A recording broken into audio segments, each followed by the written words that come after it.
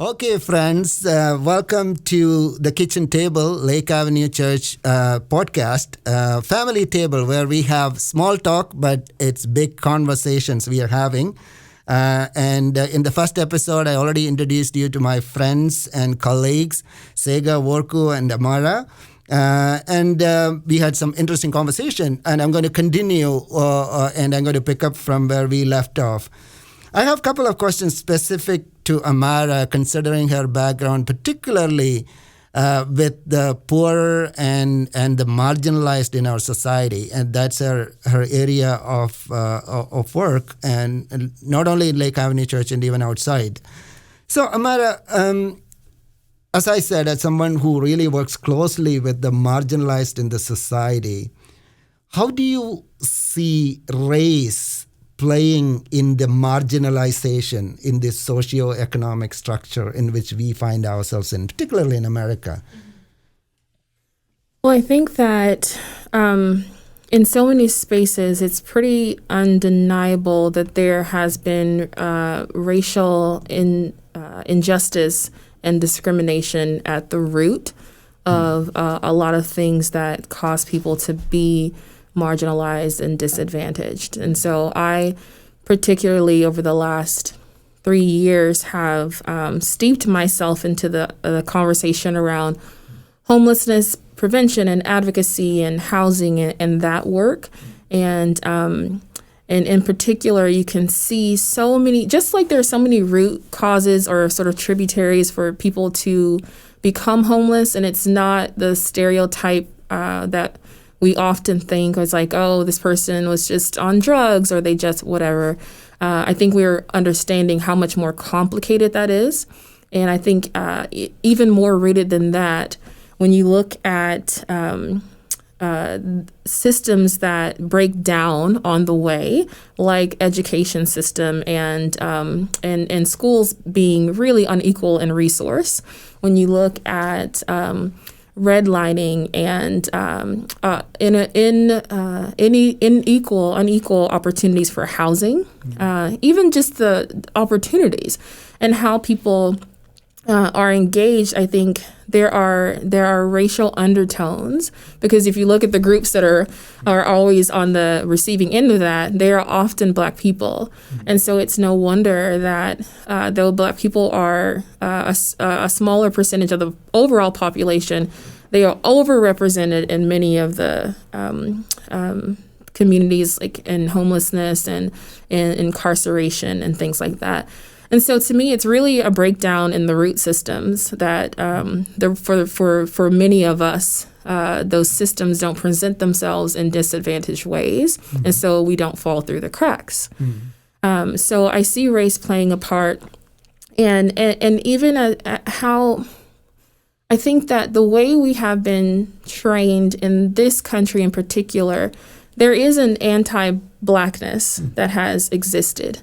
And I think it's a hard conversation for people to have, because there's a fear of being labeled something. And what I really think should happen is we need to get away from labels and talk about what's actually happened, like what's the reality of experience. And if I can resist just calling you a racist and calling it a day, we can actually work out what are people experiencing and why.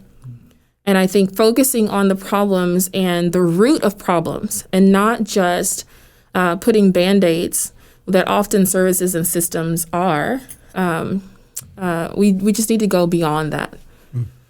So there's definitely been, racial injustice. Like, I don't think any of us can deny that, or else the numbers wouldn't look the way that they do. And we cannot just blame the people when we create systems. Yeah, I agree with you. As a person who is coming to this country as an immigrant, relatively new, and it is an observable fact, and that's why I asked you. I lived in downtown, and even though I haven't worked with homeless people, we lived 2 blocks away from Skid Row, and you can see there is an ethnic pattern in all this. But the question, though, just to push back a little bit, I have no doubt about the fact that there is something broken, right? And you above all know the spiritual roots of it also. Now,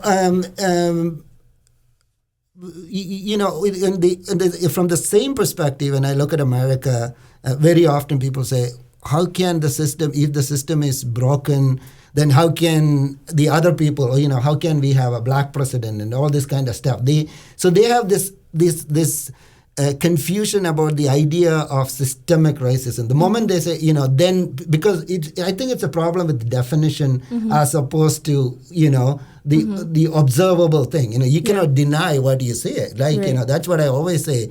That's why also in the beginning of this podcast, I said, I will never speak on behalf of a black person because I have no right to. And I can clearly see there is something very different about black experience. And like you said, there is an anti-blackness, which is a historical root, right? Cultural root. Immigrants cannot claim that in some way, right? I cannot just come here, $1,500, I paid for my green card, and suddenly I'm an American, and then I can't just earn that. Earning is a bad word, but inherit that cultural baggage somebody else would have. So I'm totally aware of that. So the reason I'm saying this, because I know you have such an interest in policy decisions, and you work with that. So I just want to know, because I'm more interested in solutions. Obviously, we had to discuss problems to arrive at solution.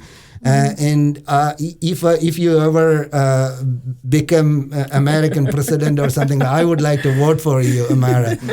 So because I know, so. What would be some of the policy changes you would recommend? Like, the systemic roots of this. Again, the definition can vary about, someone would say, that's perceived as opposed to a black person. If he wants to achieve anything in this world right now, in America, in particular, they will be able to, because the system per se do not prevent them from doing that.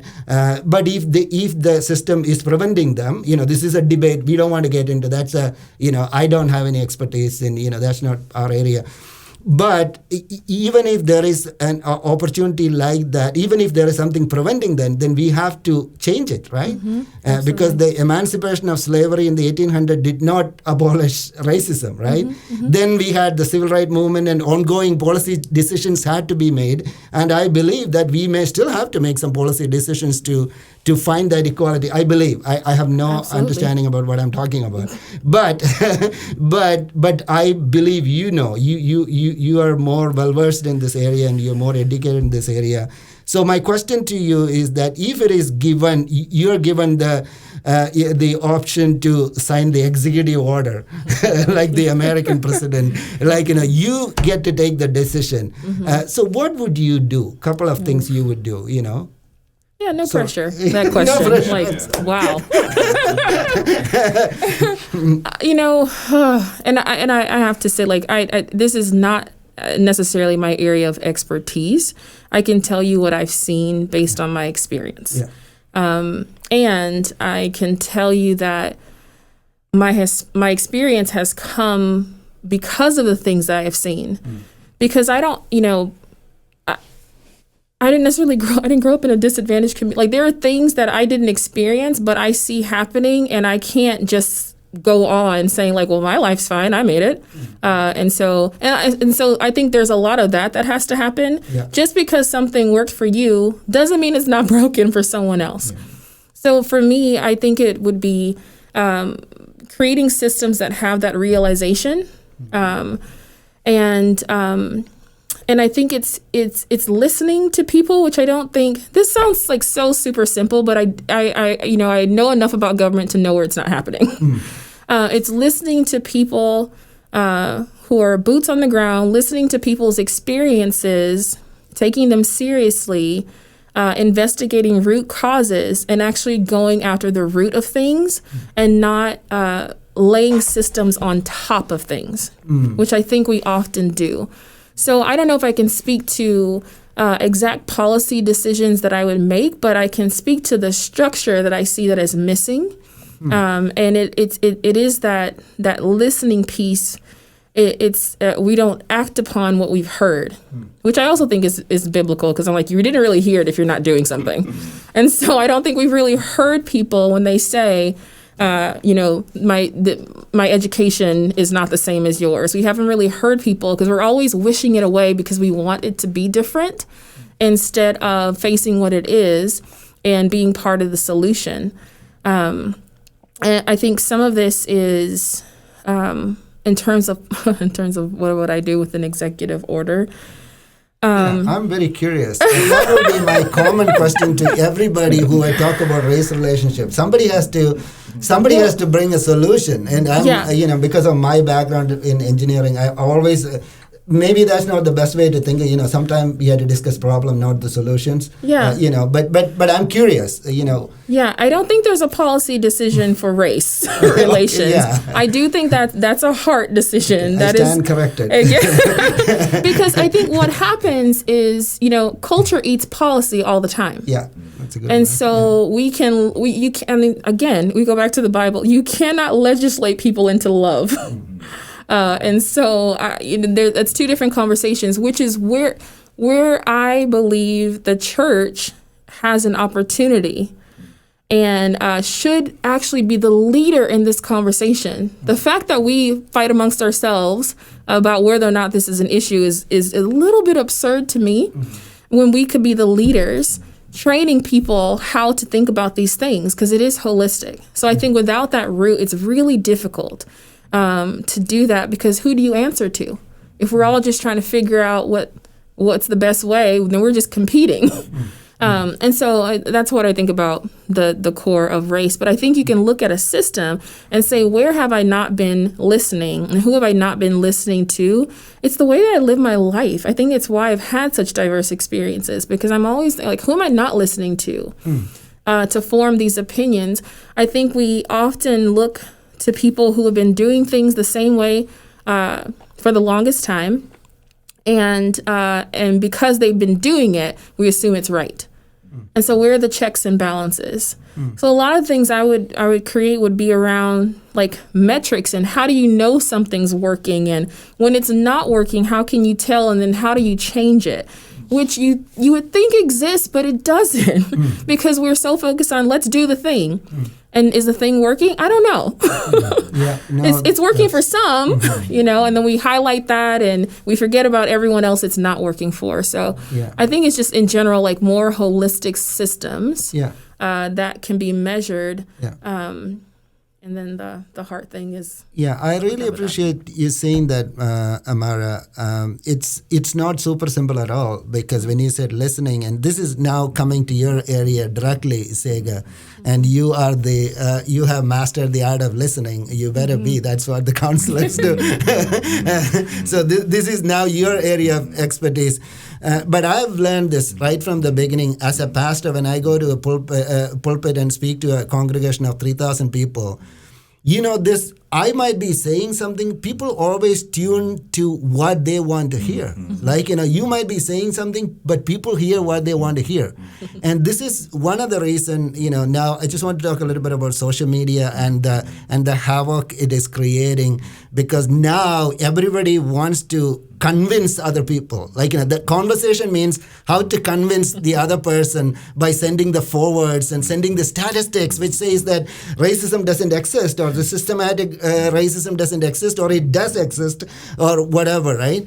So how do so the art of listening in the middle of this has become very, very problematic. And that's one of the reasons I always stayed away from social media. I had social media active back in the days in 2008 and all that when it started. But then I saw that when I put a post in there, both people, both sides of the spectrum, right? Like, get what they want from it, and they interpret it their own way. So the communication is not really happening, or listening is not really happening. So how would you, Tsega, particularly in the middle of this, in the social media age, talk to me, give me some insight about how do you bring in this idea of, I remember you talking to me about understanding before agreeing, right? Does that make sense? Yeah. So I think that goes very clearly with what you were saying, Amara. So would you, Yeah, and it's interesting, before I even get into that, it's one of the things, if somebody goes in and today you Google for a microphone or some weird stuff, the rest of the week you'll get ads about that one thing. That's right. So we have to be aware that the mechanics of the computer thinks that's what we need, so it's going to keep feeding us that same thing, whatever news, which makes us believe that's really the reality, when in reality that may not be completely what it is. One of the examples is people are naturally afraid about safety in the world, especially in America. But if you actually look at the numbers, the number of crime has gone down a certain percentage. I don't remember the number. But the reporting of crime has gone up 6,000%. Wow. So you hear a news that happened in Minnesota, morning, noon, evening news on your phone, on your iPad, on your computer, throughout the day. So naturally you have this sense of fear. So just to be aware that we're being bombarded, but that may not be the reality, what's out there. But I think to your point, understanding comes before agreeing. And if I'm listening to you to fight you, to find another way, if I can't stop what I'm thinking, what's going on in my mind, I've already missed it. It doesn't matter. Even if I agree with you without understanding you, down the line, we're not going to be on the same page. But if the focus of listening is to understand, to really understand, whether in our marriage relationship, with our children, in our churches, it's really to understand the person. That is enough. I would rather Matthew understand me and disagree with me than to agree with me without even knowing what I think or what I'm saying.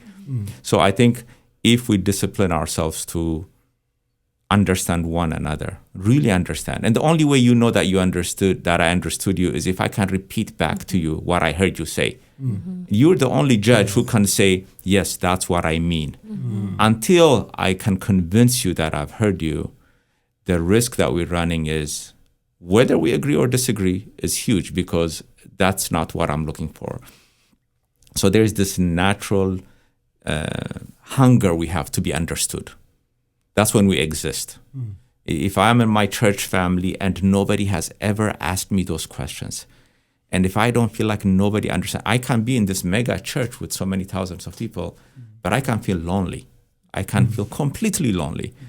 But I can also belong to a church with 50 people and feel connected like never before, because I feel understood. So that's why understanding is so much more important. I like what Pastor Jeff sometimes talks about, assuming the best out of one another, dealing with issues in real time. I mean, those are excellent principles to follow so that we can understand one another. It's not so that we can agree with one another. So that's the challenge that I see. So in therapy, that's what actually happens, is you create a space. So you help, like with couples, sometimes what we'll say is, okay, it's your turn now. Pretend like you're the attorney for your wife and speak on her behalf and be convincing to the jury that what you're saying represents her. And the judge is going to be her. So the wife is going to judge you how well you represented her. Oh. And it's very interesting. People say that one more time. So you are going to represent your wife, yes, whom you have a dispute with, yes, and convince her that she is right. No. Okay. Convince the jury. Oh, jury. Okay. That you're representing her well. So you're going to speak on her behalf. That's interesting. And when you're done, yeah, she's going to say how close you were, how well you represented her, because your judge has to be the other person.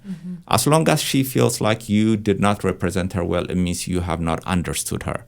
So you have to go back to her and say, so what was it that I said that didn't represent me? Well, when I said this is not what I meant. It could be the tone of the voice. It could be the word choice. But at the end of the day, it's a heart issue, like we said earlier, that I want to know that you care about me. When I became a U.S. citizen, it was one of the difficult decisions that I had to make.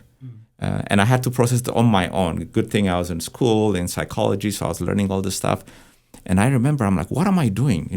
What does it mean to become a citizen? It means I'm going to be adopted into this family, that I have to take the good, the bad, and the ugly. I cannot just say, oh, I'm an American citizen, But hey, but I wasn't born here. It's like, no, you're taking up all that history, the good, the bad, the ugly. I'm not kidding you. I had to sit down and think, what if my dad was a slave? And I thought about it, and I'm like, I tried to picture him being whipped or whatever, just to kind of help me, because I felt lost as an immigrant because I didn't fit either way. And I was okay with that. But then when I started thinking about my grandfather, I couldn't go there. I broke down and cried. I don't know what it is. That was a much difficult thing for me to think about. Maybe it's because I never met him. Maybe I think highly of him. But it really did something to me. But all that process helped me to say, I made a conscious decision to be part of this family. So now when the issues come up, it's my story too, on both sides. So that helps me to kind of figure myself out. And I like how your questions about policies and stuff, that's when you zoom in, like with the camera, with the guys, like they can zoom in and look at your eye. But that's not the only picture. You also sometimes have to zoom out. And the reality with race issue is the black racism issue is not just an American problem. It's a world problem. You can go to any part of the world and whether you go to Asia, you go to Europe, sometimes even within Africa, you get to experience that. So we don't have to deny and fight about that issue. It exists, it's true. Then we can zoom in maybe halfway and look at America and specifically what does it look like for the American experience. But then I think eventually we have to zoom in to the heart, what you guys were talking about, and say, what am I viewing? How's my view influenced by what I see on the media? I came in the 80s to Pasadena when I first came to the States. And the news and the crime and everything you see on the news, it's hard not to think it has something to do with the color, because every crime you see every day, it almost kind of plays a game in your mind because you don't get to see the positive experiences and those families that don't fit into that picture until I start having relationship with those communities. Sometimes when people make comments about this incidence of crime and everything, I tell them, you should go to the black community and you will hear how those parents and grandparents are mad at those kids for doing what they're doing. But they talk about it like they're children. Versus when you're a little bit further away, it's very easy to point fingers and call them criminals, whatever you want to. So proximity, I think somebody says proximity breeds empathy. Proximity. Yeah, I think it's Brian Loritz or someone, but they were saying how proximity breeds empathy. Because if you're not close to me, it's very hard to have empathy because you don't understand my experience, where I come from. So that listening is extremely important. And like I said earlier, I'm just lucky because I happen to be black, male, Christian, working at Lake, that I get this exposure to these different trainings and meetings and meeting different people, especially in therapy, to sit with people and to see how human we all are, helps me to understand better. So my advice is for those people who don't have that access, any opportunity they get, they should build a relationship. They should listen. They should learn. Even now, it's when you asked me to come to this podcast, I was kind of intimidated because I'm like, I don't know, Matthew, if I'm the right person, because I will not represent, because I still know there's so much I need to learn.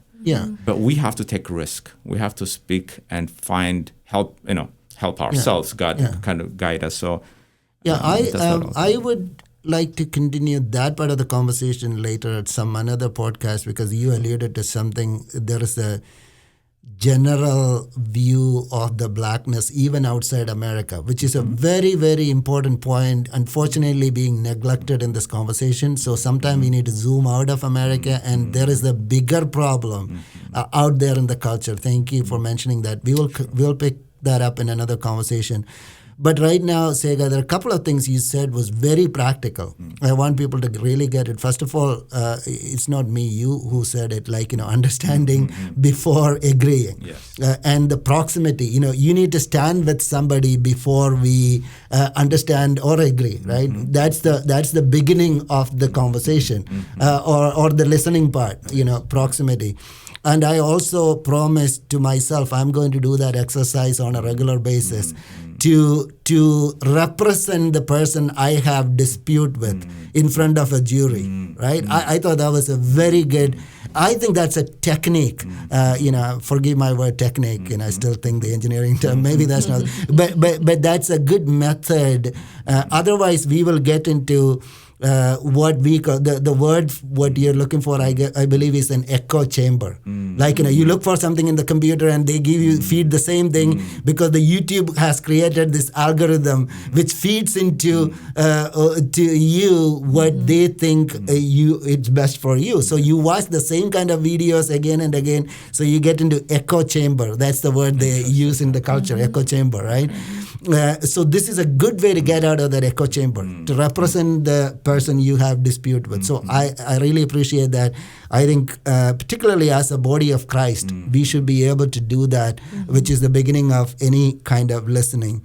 So Amara, you are the youngest among us, and I believe you are well versed with social media more than us. And Tsega, I don't think you know what we are talking about. Yeah, he's a little bit. Yeah, I think he's.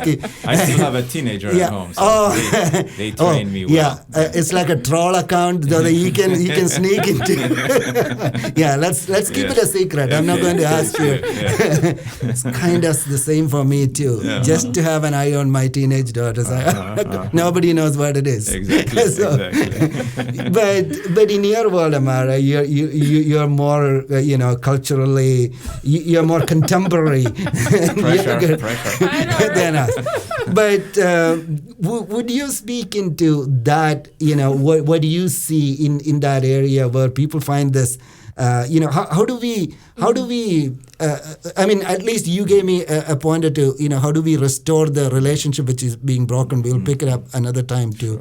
But in your world, Amara, how do you see that playing out? People who, particularly in the church community, culture is a bigger mess. So, and I'm also going to narrow down to, this is where I'll let you go towards the end. I know it was a little too much for me to ask you, what if you become the American president and what executive order you will sign, right? But I'll be thinking about that. Oh, good. Okay. Yeah. So, but maybe you can think on, what if you are the senior pastor of Lake Avenue Church? No pressure. I know. At least I'm narrowing it down to a church. Not Lake Avenue Church, no pressure. Like it's our church, just between us, right? Like a small other church or a big church. What would you, would you suggest or recommend to the congregation? Something very practical, or to go ahead. Very practical. I guess we're talking about in terms of race. It can be a policy decision. Oh, yeah. In this cultural chaos, we find ourselves in, particularly the racial tension, I would say. Yeah. I think something that Tsega said really about if you don't have that access, and in my mind I was thinking you create it. Yeah. We live in a world that is connectable enough for you to create what you don't have, and I think the onus is on us to do that. So if you find yourself in an echo chamber, or what I like to call sameness, sameness, right? If everything around you is the same and everyone thinks the same and everyone does, maybe question that. I don't know that we do enough self-reflection to question: is my life a representation of the body of Christ? Is my heart a representation of the values of Christ? And so I think my first thing is a self-audit, so a self-audit, and then a space. This is what I'd love to see in churches, a space where people can work that out. Because I feel like people feel like they need to come to the table on one side or the other, and we don't want to deal with the messiness that is here. And we cannot, there's no way around it. If you're going to move through it, there's a lot of mess. I know Tsega knows this. There's a lot that comes out in therapy, and you move through it all because you have a goal of where you want to be. You have a burden that you want to let down or let go of. And I think that it's up to us to do that audit. And it is up to us as the community to embrace people as they struggle through it. Because we should be of one accord. And one of the things what I love about the church is that if we all focus on Jesus, truly, right, in action and in deed, we will find ourselves closer to one another because we will be constantly examining ourselves against that model and not what we see. We cannot judge ourselves against other people. That doesn't work, right? Not in the church, not in the context of I've given my life to God, I've given my life to Jesus, I serve him, I want to be like him, I want to become more like him so I can create what he wanted to create on this earth. If that's truly our passion, then I have to run my race, right? And I can't be looking to the left or the right. In comparison, I need to be looking forward to Jesus, knowing that that's going to bring us closer together. And I think that's what happens as we find ourselves all really moving toward Jesus and not like finding ourselves stagnant along the way and comfortable. When we're all movement, like this is church of movement, we find ourselves closer because that point doesn't move. Jesus is the same, right? So if we're all heading that direction, we're going to get close. Yeah. And so to me, like that's how I would, that's how I view the church and the opportunity that we have. And that's what, to me, that's tangible. Do a self-audit of like, what does your world look like? And where have you maybe unknowingly, unwittingly tolerated injustice? And so I've said this before, like for my life, I have chosen, I want to create a window of heaven around me that is so powerful that I can't help but respond to when I see injustices in whatever form they take. And so it won't matter to me if it's injustices against Black people or if it's immigrants or if against any of those things. They're my things because you're my people. And you're not my people because we look alike. You're specifically, like Tsega was saying in the first podcast, like we're family because we chose it. Yeah. And if I'm here, then I'm choosing it. And so I can't be here and stop choosing it. Like then I'm no longer the church. So that's how I feel about. Amara, there is a way about you, there is this, you bring us to this come to Jesus moment. And I forgot for a moment that I was doing podcast and I wanted to raise my hands and get saved again, walk into the aisle. Can somebody pray for me? So I was just listening to you. And so, I'm wrapping it up again, and I promise that at some point I'm going to bring back these guys again for our podcast. There are a couple of things I learned very practical today, starting with the self-audit. That's a good place to start, self-audit. Where are we in relationship with some of the stuff and to check our own biases, right? Somebody else don't have to teach you. We can do that. And how do we represent the case of a person you have dispute with?